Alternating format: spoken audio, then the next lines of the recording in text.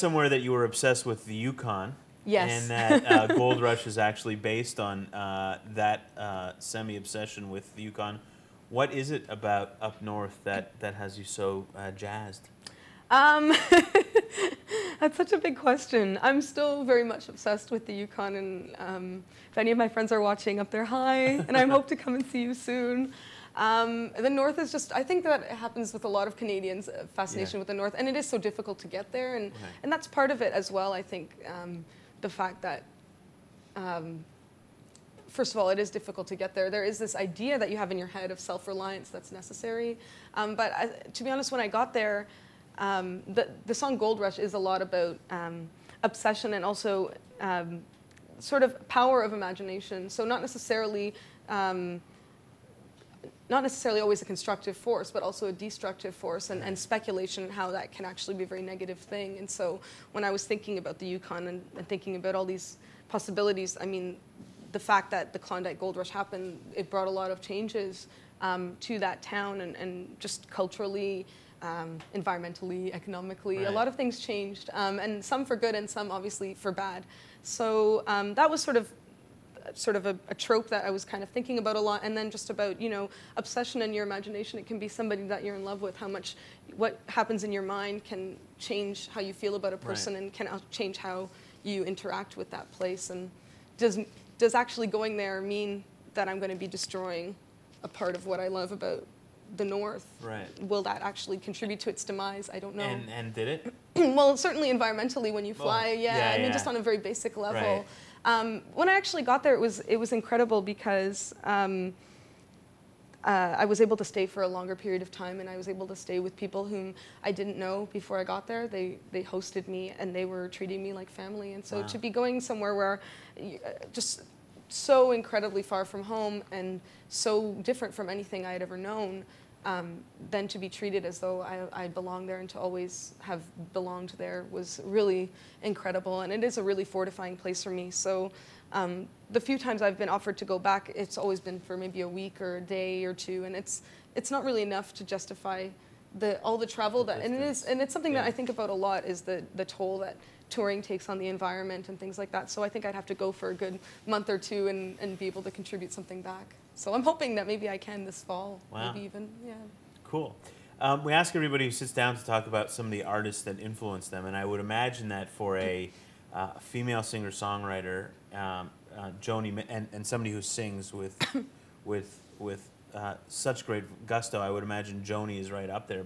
But who are some of the people that influence the music that you make? Yeah, certainly. I think for most Canadians, I mean, you'll speak to Shad next week. He'll cite Joni as an influence as well, I'm sure. So I think a lot of people will feel that way about her, and certainly she is somebody that inspires me.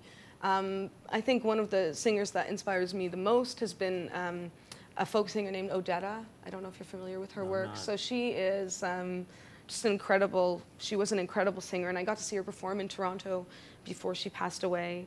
And so that's probably one of the biggest influences on me. Certainly a lot of country artists like the Carter family, Mother Maybelle Carter, contemporary artists like Nico Case.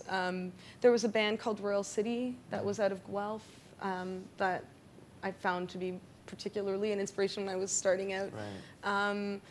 And you know, I don't know if you're familiar with the band. This is totally random, but a band called Gorky's Zygotic Monkey. No. Okay, well, they're from Wales, and they're a band that I loved for so many years. Yeah, and they're they broke up, and now I think the lead singer has a solo project. But that was the band that I listened to a lot in high school, sort of an indie folk-ish band out of Wales, and a lot of the harmonies and things like that influenced me pretty strongly.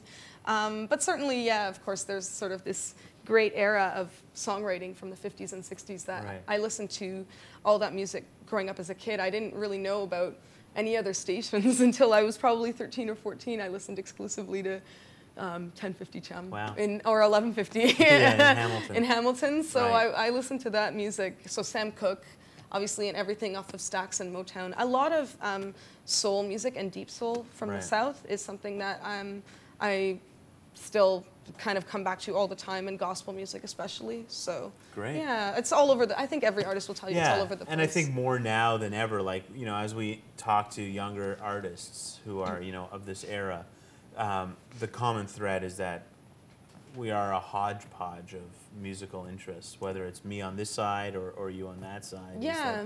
And that's why it's so difficult probably to categorize the music you make, is because you're inspired by a hodgepodge, so why couldn't your music be a yeah, hodgepodge? well, I think that it's a good thing to sort of be able to transcend certain categories, and so eventually, I'm surprised that it doesn't happen more. I'm surprised that there isn't more of a mix, especially with music happening now. I think you'll see that a lot more, people kind of crossing genres and things like that.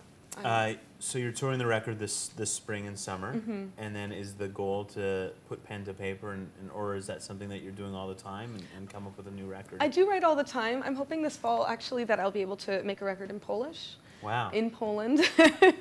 I have some Polish heritage, so that's actually another influence on me, right. and on my work, is the fact that I was born in Canada and I actually speak very little Polish, but I do feel a bit of an echo in the back of my mind of this heritage that my parents have. And right. So as a first-generation Canadian, it would be interesting to be able to explore this part of myself that I didn't necessarily get to grow up with, right. because I had only been once in my whole life before right. I started touring. So I'm hoping that I can learn some of the language enough to do a few songs. And maybe if I don't get a whole record done, I'll do an EP. But yeah, I'm hoping that I can. The goal is a whole album, and we'll see how far we get. Cool. So. Well, good continued success and good luck. Thank you.